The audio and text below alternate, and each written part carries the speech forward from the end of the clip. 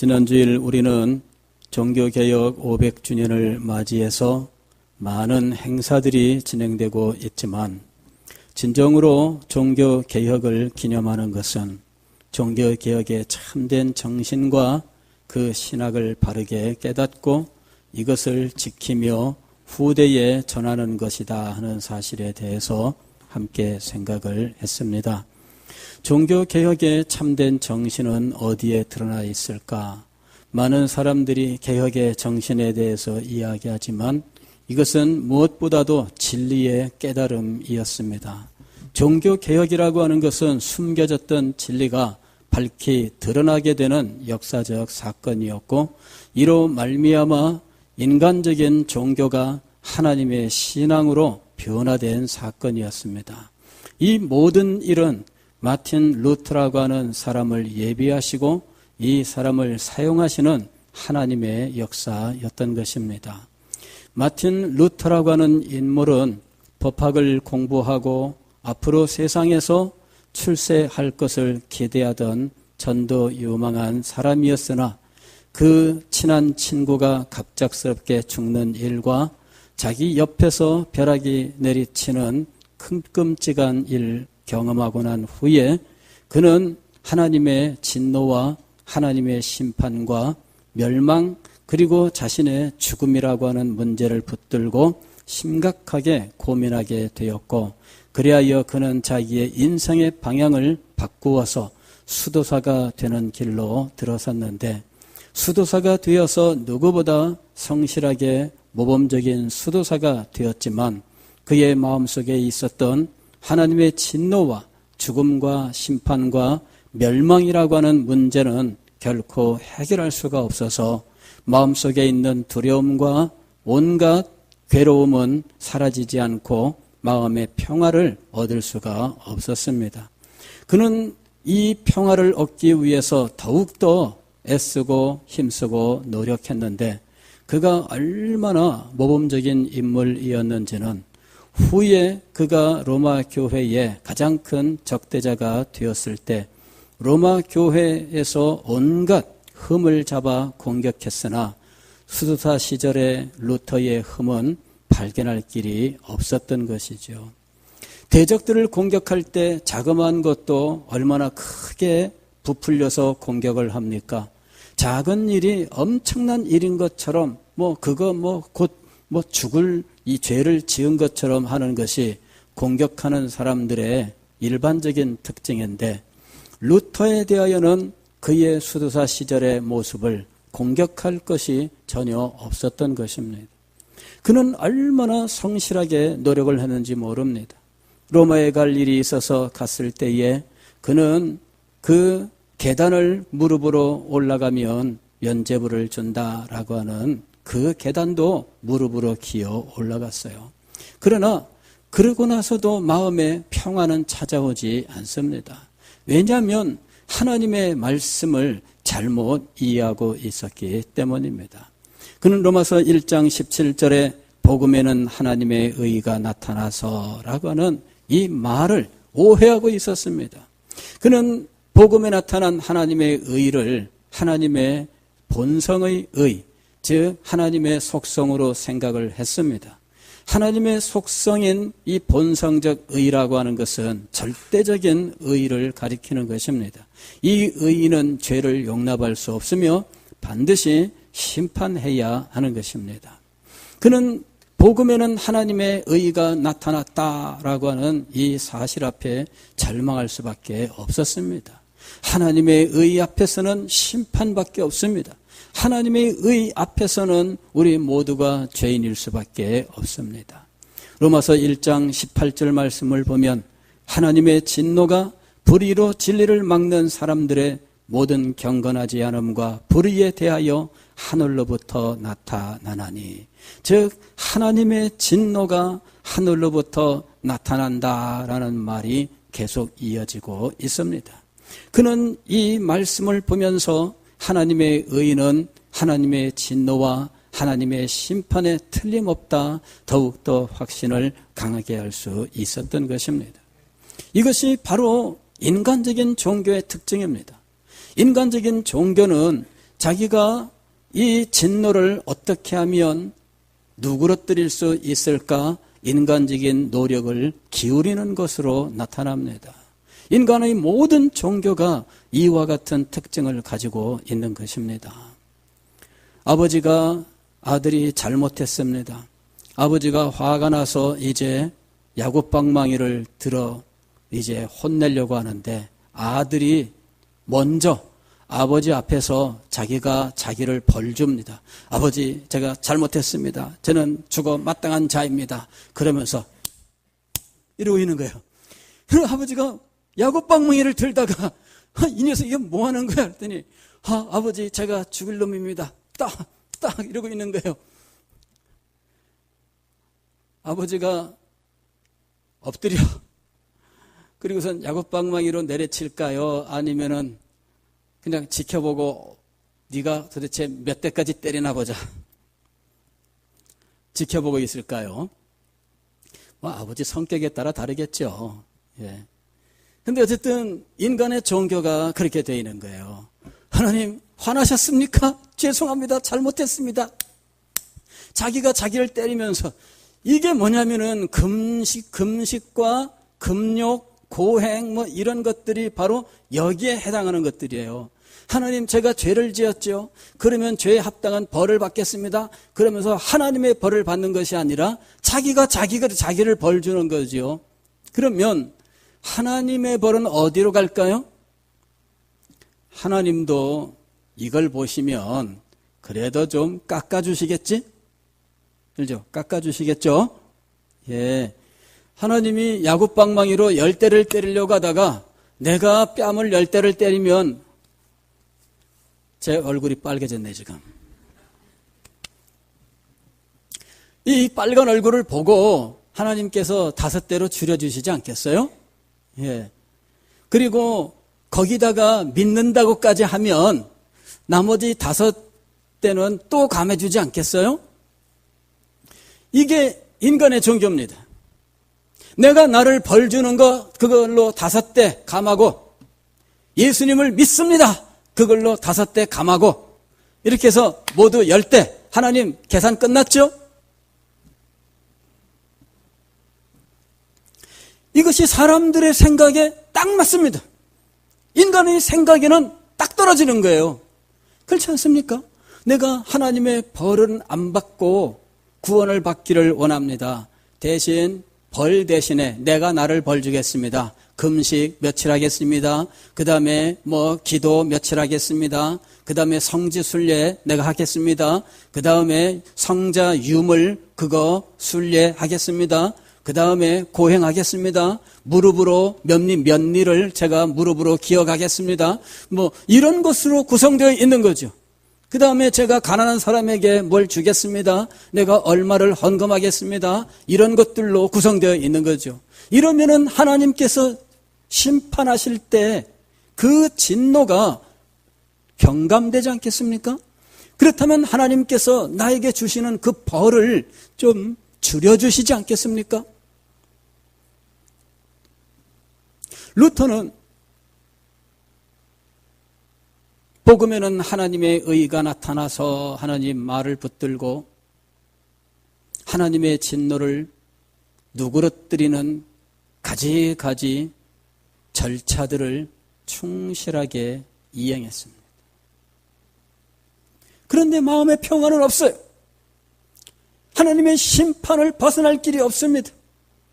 왜냐하면 이런 모든 것들을 행해도 하나님께서 심판하시는 형벌, 그 죽음을 대신할 수는 없기 때문이에요.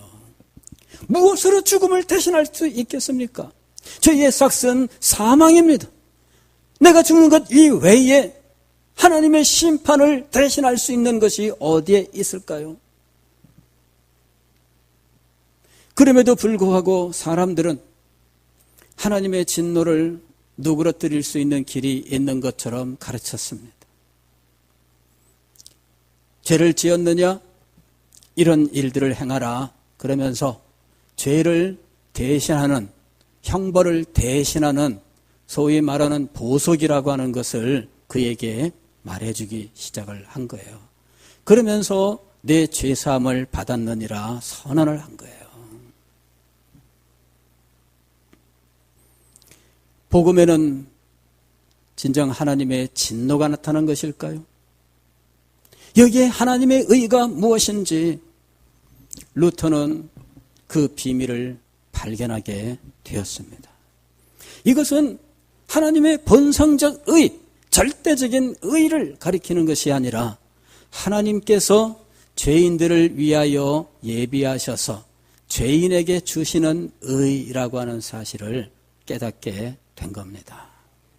로마서가 이것을 가르치고 있는 거예요. 로마서 1장 1절부터 15절까지는 복음과 예수 그리스도를 말씀하고 있습니다. 그리고 하나님께서는 사도 바울을 이 복음을 선포하는 사역자로 부르셨습니다. 그래서 그는 예수 그리스도의 종이면서 복음의 종입니다. 복음과 예수 그리스도를 지금 제시하고 있어요. 예수 그리스도의 종 바울, 나는 복음을 위하여 택정을 받았는데 하면서 예수 그리스도와 복음이 나타나요. 그러면서 복음은 그 아들에 관하여 미리 약속하신 것인데 하면서 복음 속에 이 아들을 얘기해요. 그러면서 이 아들은 바로 우리 구주 예수 그리스도이시다라고 얘기해요. 즉 사도 바울은 로마서 1장 1절부터 복음과 예수 그리스도를 먼저 제시합니다. 그러면서 로마에 있는 성도들에게 이렇게 이야기합니다. 내가 여러분에게 가기를 원하는데 여러분에게 가서 내가 복음을 전하고 싶다 이야기를 했어요. 여러분에게 복음을 전하고 싶습니다. 나는 이 복음을 부끄러워하지 않습니다. 왜냐하면 복음에는 모든 믿는 자에게 구원을 주시는 하나님의 능력이 있기 때문입니다. 그러면서 이 복음이 구원이라고 하는 사실을 분명하게 이야기해요. 그 다음에 로마서 1장 17절부터 하나님의 의에 대해서 말씀하기 시작합니다. 즉 복음과 하나님의 의를 이야기하고 있어요. 자연스럽게 예수 그리스도와 하나님의 의를 만나게 하고 있는 겁니다. 사도 바울이 로마서 1장 18절에서 하나님의 진노가 하늘로부터 나타났다라고 말하는 것은 하나님의 의의 나타남과 대비하기 위해서지 하나님의 의가 하나님의 진노와 같은 거라는 말을 하는 것이 아닙니다. 하나님의 의는 반드시 심판한다가 아니에요. 하나님의 의가 나타났는데 이 의가 어디에 나타났느냐면은 하나님의 진노 가운데 나타났다는 이야기예요. 모든 죄인들에게는 하나님의 진노밖에 없습니다. 왜냐하면은 하나님의 심판이 그에게 있기 때문이에요. 모든 죄인은 당연히 하나님의 진노 아래에 있으며 하나님의 심판 아래에 있는 것입니다. 그런데 이 죄인들이 어떻게 해야 구원을 받을 수 있을까요? 죄인들 그 자체로는 방도가 없어요. 이방인들은 율법이 없고 율법이 없는 중에 멸망하는데 유대인들은 율법이 있어서 멸망하지 않을까요? 로마서 2장에서는 그렇지 않다. 로마서 2장 12절에서 율법이 있는 자는 율법 아래에서 범죄하여 멸망합니다. 그러나 율법이 없는 자는 율법 없이 범죄하여 멸망하는 거예요. 즉 죄인들은 율법이 있으나 율법이 없으나 모두 멸망합니다. 유대인들은 우리에게 율법이 있다 이렇게 생각을 했어요. 그러나 율법이 있다고 해서 구원받는 거 아닙니다. 로마서 2장에서 계속 말씀하는 것이 그거예요. 율법이 있으나 없으나 멸망하는 건 동일하다. 왜? 모두 다 죄인이니까. 율법이 있다고 해서 죄를 지은 자가 구원받는 거 아니에요. 율법이 없는 자는 율법이 없으니까 멸망당하는 거 아닙니다. 로마서 3장 상반부에서는 모든 사람은 죄를 지었다라고 이야기합니다. 유대인도 범죄했고 헬라인도 범죄했습니다. 의인은 없나니 하나도 없습니다. 죄인들에게는 오로지 하나밖에는 없습니다. 그거는 심판이에요. 죄인에게 주어져 있는 것은 심판 이외에는 아무것도 없습니다. 로마서 3장 19절 20절은 이 모든 죄인에게 차별이 없는 심판에 대해서 말씀합니다. 우리가 알거니와 무릇 율법이 말하는 바는 율법 아래에 있는 자들에게 말하는 것이니 이는 모든 입을 막고 온 세상으로 하나님의 심판 아래에 있게 하려 함이라. 율법 아래에 있는 자도 하나님의 심판 아래에 있습니다. 그러므로 율법의 행위로 그의 앞에서 의롭다 하심을 얻을 육체가 없나니 율법으로는 죄를 깨달음이니라. 죄인에게는 결국 하나님의 심판 이외에는 없습니다. 그런데 3장 21절에서 하나님의 의의 나타남을 선언하고 있는 거예요. 이것이 로마서 1장 17절로부터 지금 논증의 결과 나오게 된 거예요. 이제는 율법 외에 하나님의 한 의가 나타났으니 율법과 선지자들에게 증거를 받은 것이라. 율법 외에, 즉 율법과는 아무 상관없이 하나님의 한 의가 나타났습니다. 여기서 한 의라고 불렀던 이유는 이것이 하나님의 한 행동이기 때문이에요. 의로운 한 행동이에요. 그리고 이 의로운 한 행동으로 인하여 만들어 놓으신 하나님의 의를 말하고 있는 것입니다. 이것은 이미 구약의 선지자들을 통해서 예언한 것들입니다. 로마서 1장 2절에서 그 아들에 관하여는 약속한 것이다 라고 이야기를 했는데 오늘 여기 3장 21절에서는 선지자들을 통하여 하나님이 미리 예언했던 것이다 라고 이야기합니다. 아들에 대하여도 이미 예언한 바가 있으며 하나님의 의에 대하여도 이미 예언한 바가 있습니다. 이 예언이 하나님의 그 거룩한 뜻의 증거인 것입니다. 그 내용은 무엇이냐면은 곧 예수 그리스도를 믿음으로 말미암아 모든 믿는 자에게 미치는 하나님의 의입니다. 모든 믿는 자에게 미치는 하나님의 의. 이때 이 미치는 것은 무엇이 미치고 있는 것입니까? 하나님의 심판입니까? 하나님의 구원의 의입니까? 구원의 의예요. 앞에서 복음에는 하나님의 의가 나타나서라고 말씀했을 때 그 의를 하나님의 심판으로 생각을 했다면 여기서도 모든 믿는 자에게도 하나님의 심판이 미쳤다라고 말을 해야 돼요. 그러나 여기서 말씀하고 있는 것은 심판이 아닌 구원을 말씀하고 있는 겁니다. 곧 예수 그리스도를 믿음으로 말미암아 모든 믿는 자에게 미치는 하나님의 의니, 즉 하나님의 의로움이라고 하는 것이 믿는 성도들에게 임한다는 거예요. 심판으로 임하는 것이 아니라 구원으로 임하고 있습니다. 모든 사람이 죄를 범하였음에 하나님의 영광에 이르지 못하더니, 이것이 과거의 상태였다면 하나님의 의가 나타나고 난 다음에는 어떤 일이 벌어지느냐 하면 이게 24절이에요. 하나님의 의가 나타났습니다. 그러면 어떤 일이 벌어집니까? 그리스도 예수 안에 있는 성령으로 말미암아 하나님의 은혜로 값없이 의롭다 하심을 얻은 자 되었느니라. 하나님의 본성의 의는 심판이에요. 그런데 하나님의 본성의 의를 나타내시면 반드시 죄인에게는 심판이 임하게 되어 있습니다. 그런데 하나님의 의를 나타냈는데 구원이 되는 이유는 무엇일까요? 하나님이 자기의 의를 나타내셨습니다. 근데 왜 심판이 아니고 구원이 됩니까? 이것이 바로 복음인 것입니다. 이 복음의 비밀을 알지 못해서 내가 하나님 죽음 말고 다른 벌을 받겠습니다. 야구방망이 말고 뺨 때리겠습니다 하는 말과 똑같은 거예요. 죽음 말고 다른 벌을 받겠습니다. 그러면서 알아서 제가 하겠습니다. 이러면서 자기가 알아서 그냥 금식도 하고 고행도 하고 금욕도 하고 그러는 거예요. 자기가 알아서 하면서 하나님 이 정도면 될까요? 하나님 이 정도면 될까요? 이러고 있는 거예요. 여러분, 그렇게 해서 하나님의 구원이 임하겠습니까? 하나님 눈치 보면서 이 정도면 될까요? 하나님 싹 눈치 보고 하나님 여전히 이렇게 인상 쓰고 있으니까 아이고 멀었나 보다. 조금 더 해보고 괜찮을까요? 괜찮을까요? 자꾸는 확인하는데 죽을 때까지 해결이 안 돼요. 그래서 죽음 이후에 연옥을 둔 겁니다.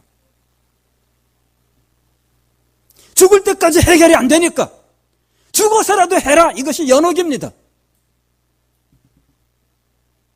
자기가 임의로 하나님의 진노를 값을 정해놓고 그 값에 해당하는 만큼을 내가 해보려고 한들 여러분 이렇게 해서 해결되는 문제가 아니에요. 결국은 죽어서라도 갚아라 이런 식으로 된 것이 연옥입니다.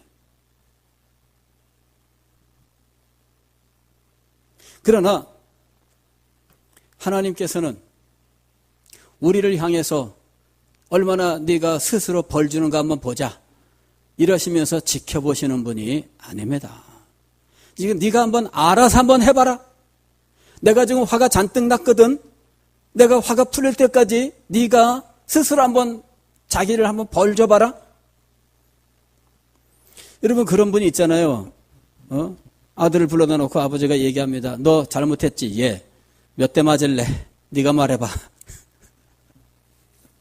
그래갖고 이 녀석이 눈치를 봅니다. 예. 세 대 말하면은 안 될까? 눈치를 봅니다. 그래가지고 세 대 뭐야? 그러면은 다섯 대 딱 바꾸죠. 예. 그거 되겠어? 그러면은 일곱 대요. 이렇게 또 살짝 올립니다. 예. 여러분 하나님 앞에서 그런 흥정하는 그런 마음으로 여러분 구원의 길이 열리겠습니까? 인간이 자기가 죄값을 갚으려고 하면 방도가 없어요. 하나님의 의를 절대적인 의라고 얘기를 했잖아요. 그러면 다른 어떤 것으로도 여러분 흥정이 이루어질 수가 없어요. 왜? 절대적이기 때문에 이것은 뭐 좀 깎을까요? 어쩔까요? 이런 것이 통하지 않는 것이 절대적이란 말의 의미입니다. 그래서 인간은 결국은 죽어야 돼요. 죄값으로 죽어야 돼요. 근데 죽고 나면 그걸로 끝이니까 문제입니다. 구원은 어디 있어요? 하나님은 이와 같은 죄인들의 절망적 상황을 아시고 죄인들을 구원하시기 위하여 오직 하나님만이 하실 수 있는 구원의 길을 제시하셨습니다. 오직 하나님만이 주실 수 있는 구원의 길, 바로 그것이 복음입니다. 그래서 이 복음은 모든 믿는 자에게 구원을 주시는 하나님의 능력이 됨이라 하고 말했던 거예요. 왜? 이것은 하나님만 할 수 있는 일입니다. 인간 중에는 아무도 할 수 없어요. 그래서 모든 믿는 자에게 구원을 주시는 하나님의 능력, 바로 그것이 복음이다 라고 이야기한 거예요. 왜 하나님만이 이 일을 행하실 수 있을까요? 그것은 하나님만이 죄인에게 의를 주실 수 있기 때문입니다. 죄인을 의롭다 하실 수 있는 분은 오직 하나님밖에 없기 때문이에요. 그러나 그것조차도 하나님께서 말씀만으로 행하시지 않았습니다. 그래, 알았어. 용서해 줄게. 그러면 우리는 다 뭐라고 생각해요? 아, 역시 통이 크시군요. 하나님은 알았어 이렇게 말씀하지 않으셨어요. 내가 용서할게 이렇게 말씀만 하지 않으셨어요. 죄를 용서할 수 있기 위하여 하나님께서는 죄를 반드시 심판하셔야 했던 것입니다. 예수 그리스도를 이 땅에 보내신 이유가 바로 그것입니다. 죄를 심판하시기 위하여 예수 그리스도를 보내셨습니다. 그러나 예수 그리스도를 통해서 우리를 의롭다 하시고 우리에게 생명을 주시기 위하여 또 예수 그리스도를 보내셨던 거예요. 그래서 예수 그리스도를 중보자라고 부른 겁니다. 하나님과 인간 사이에 유일하신 중보자, 예수 그리스도, 바로 그분을 보내신 이유가 바로 거기에 있습니다. 그래서 하나님은 예수 그리스도를 통해서 하나님의 의를 실현하셨고 또한 죄인들을 의롭다 하시는 놀라운 역사를 이루셨던 겁니다. 로마서 3장 25절 이하에 보면 이렇게 되어 있습니다. 이 예수를 하나님이 그의 피로써 믿음으로 말미암는 화목제물로 세우셨으니 이는 하나님께서 길이 참으시는 중에 전에 지은 죄를 간과하심으로 자기의 의로우심을 나타내려 하심이니. 자, 하나님의 의로우심을 어떤 방식으로 나타내십니까? 전에 지은 죄를 어떻게 하심으로? 간과하심으로. 이게 말이 됩니까? 죄를 모른 채 하면 누구나 다 뭐라고 얘기해요? 잘못하고 있다라고 얘기합니다. 이게 간과하심이라고 하는 것이 모른 채 하심인데요. 여기 누가 죄인이 있습니다. 용서해 주려고 하니까 사람들이 벌떼처럼 일어나서 정의를 실현하라 이렇게 얘기합니다. 대통령이 특사를 하는 권한이 있습니다. 특사를 하려고 하는데 사람들이 일어나서 막 얘기합니다. 특사를 하면은 당신은 의를 상실하는 것이다. 이렇게 막 주변에서들 막 떠들어요. 어떻게 저런 사람에게 특사를 내리느냐, 안 된다. 이래가지고 여론에 의해서 못하기도 하는 일들이 있잖아요. 죄를 간과하는 것이 어떻게 의로움을 나타내는 것일까요? 어떻게 하나님께서 죄를 용서하시는데 어떻게 의로운 분이 되신다는 이야기입니까? 인간들이 가지고 있는 이 생각하고는 완전히 달라요. 하나님이 정말 의로우시다면 죄를 용서하시면 안 돼요. 반드시 심판하셔야 돼요.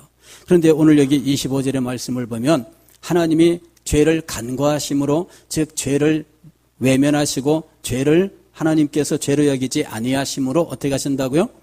자기의 의로우심을 나타내신대요. 어떻게 이런 일이 가능하게 되었을까요? 26절에서 계속 이렇게 말씀합니다. 곧 이때에 자기의 의로우심을 나타내사 자기도 의로우시며 또한 예수 믿는 자를 의롭다 하려 하심이라. 하나님께서 자기의 의를 나타내시는 방법, 그것을 우리 인간의 생각대로 하면은 심판하시는 방법 이외에는 없습니다. 그리고 심판하고 나면 죄인은 죽고 멸망하여 그걸로 끝입니다. 그런데 오늘 말씀을 보면 하나님의 의로움도 나타내시고 죄인도 의롭게 하시는 길이 열렸다고 말씀을 하고 있어요. 이것이 하나님께서 복음에서 제시하신 하나님의 의 예수 그리스도인 것입니다. 여러분, 이것이 놀라운 일이에요. 하나님이 자기의 의를 나타내시는데 심판의 의로 나타내셨으면 그냥 죄인은 멸망하고 그걸로 끝나는 거예요. 그러나 하나님께서 구원의 의로서 자신의 의를 나타내셨습니다. 이 구원의 의가 되시는 분이 누구냐면 바로 예수 그리스도이셔요. 그래서 예수 그리스도를 믿는 자에게는 또한 하나님의 의가 그에게 주어지는 거예요. 그래서 의롭다 하는 놀라운 역사가 일어나며 하나님도 의로우심이 나타나는 이런 윈윈, 소위 우리들이 윈윈 게임 이런 얘기를 하잖아요. 이건 뭐예요? 너도 좋고 나도 좋고 다 같이 좋다 이거죠. 복음이 바로 그런 역사를 이루었던 것입니다. 하나님이 당신의 의를 나타내는데 그냥 인간처럼 단선적으로만 생각하셨다면 죄인을 심판하고 멸망하고 그걸로 끝나는 거예요. 그러나 하나님의 지혜는, 그리고 하나님의 사랑은 인간의 생각과 다릅니다. 인간이 생각할 수 있는 한계를 넘어섰어요. 아니, 천사들의 생각의 한계도 넘어섰습니다. 사탄의 생각의 한계를 넘어섰습니다. 사탄도 예측하지 못했던 일이며 모든 천사들도 도대체 무슨 일이 벌어질까 살펴보던 놀라운 일이었습니다. 그것이 예수 그리스도를 하나님의 의로 이 땅에 보내시는 일이었습니다. 그 예수 그리스도를 통해서 하나님은 죄를 심판하실 뿐만 아니라 죄인을 의롭다 하시는 놀라운 일을 이루셨던 것입니다.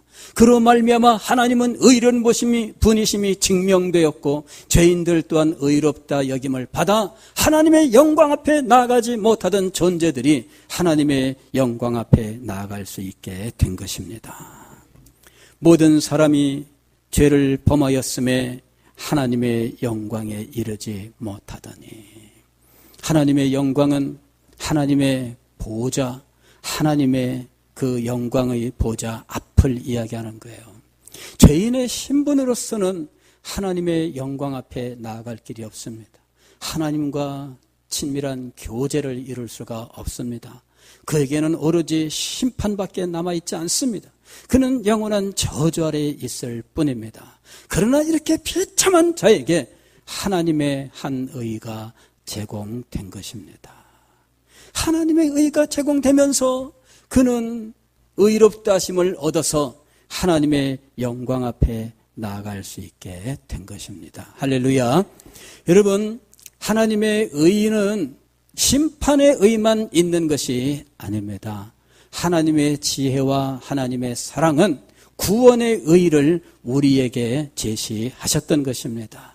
그리하여 구원의 의가 되시는 예수 그리스도께서 나타나심으로 율법 외에 하나님의 한 의가 나타나는 역사가 일어났고, 이로 인하여서 모든 믿는 자에게 차별 없이 하나님의 의가 주어지게 된 것입니다.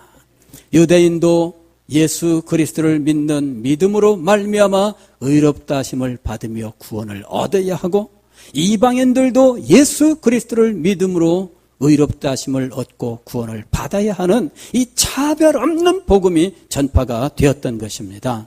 과거에는 유대인을 하나님의 백성으로 불렀고 그들을 하나님의 나라로 세우셨다면, 이제는 유대인이 특별한 존재가 아니라 우리와 동일하게 예수 그리스도를 믿음으로 하나님 앞에 나아가야 되는 존재가 된 것입니다. 이것이 차별이 없는 복음이에요. 그리고 이 차별이 없는 이 복음은 유대인과 이방인 사이에도 존재했다면, 오늘날도 오늘 이 세상에 있는 그 누구에게도 이 복음은 차별이 없이 전파되어야 하는 것이 분명한 것입니다.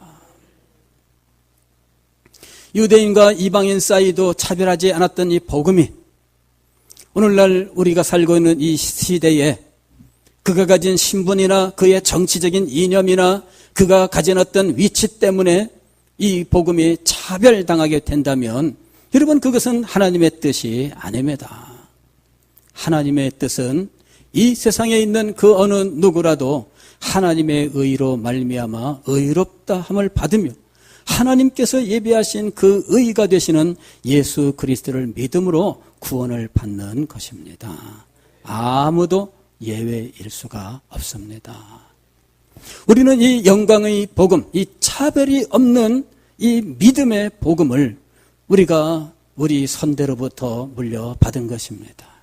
이것을 우리는 역사적인 신앙이라고 부르는 거예요.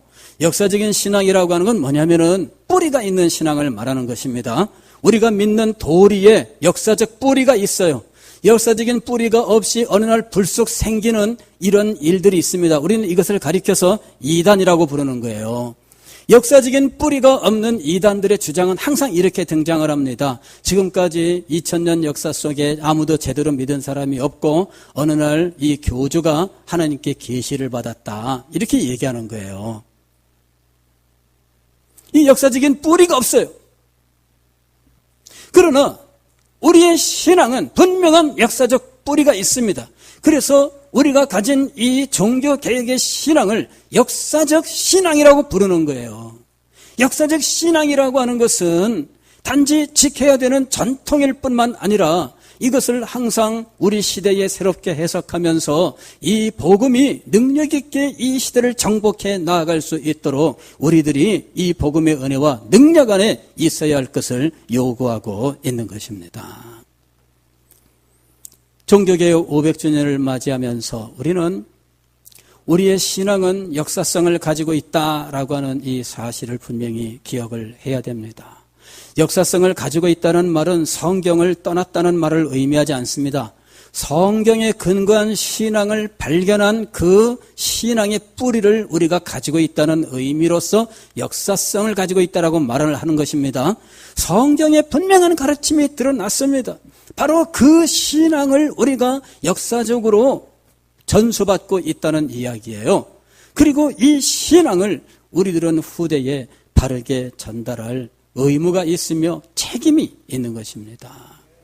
이 복음의 은혜와 능력을 망각한 채 이 복음을 변개시키려 하는 시도들이 우리가 살고 있는 시대에 계속 진행되고 있습니다. 시대가 바뀌었기 때문에 성경도 새롭게 봐야 된다라는 주장이 힘을 얻고 있습니다. 우리 시대는 과거 2000년 전에 그 시대와 다르다 이렇게 이야기합니다. 그 시대가 다르다는 말은 맞습니다. 시대가 다르다는 말이 맞다고 해서 그들의 또 다른 주장이 옳다는 증거는 전혀 될 수 없습니다. 시대는 다른데 인간은 똑같습니다. 우리가 그걸 알아야 돼요. 시대는 다른데 먹고 입고 생활하는 것은 다른데 인간은 똑같습니다. 인간이 똑같다라고 하는 것을 발견하지 못하는 사람들은 눈이 먼 거예요.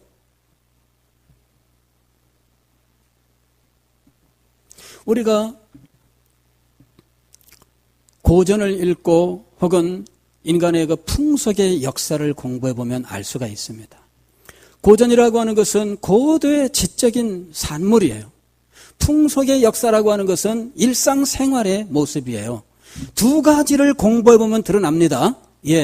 풍속의 역사를 공부하게 되면 먹고 입고 이렇게 살던 문화들의 변화가 쭉 나타나는데, 그러나 그것을 공부하는 동안에 알게 되는 것은 인간은 똑같네라고 하는 거예요. 고도의 철학, 고도의 학문을 연구하면서 우리는 이런 깨달음을 얻습니다. 옛날 사람도 우리랑 똑같이 생각했네. 옛날 사람도 우리와 똑같이 생각했습니다. 시대는 바뀌지만 사람은 똑같습니다. 시대는 바뀌었지만 하나님의 심판 아래 있는 죄인은 똑같습니다. 시대는 바뀌었지만 죄인을 구원하시는 하나님의 구원의 역사는 똑같습니다. 오직 예수 그리스도 우리의 의가 되시는 이분을 믿는 믿음, 이 외에는 구원의 길이 없습니다. 이로 인하여 하나님의 의롭다 하심이 나타나며 이로 인하여 우리가 의롭게 되는 놀라운 역사가 동시에 일어나게 되었습니다. 동시에 의롭다는 의로움이 나타나는 이 역사 이외에 우리에게 참된 구원의 길은 없는 것입니다. 이 영광의 복음을 깊이 깨닫고 복음의 은혜와 능력 안에서 살아가는 여러분이 되시기를 주의 이름으로 축원합니다.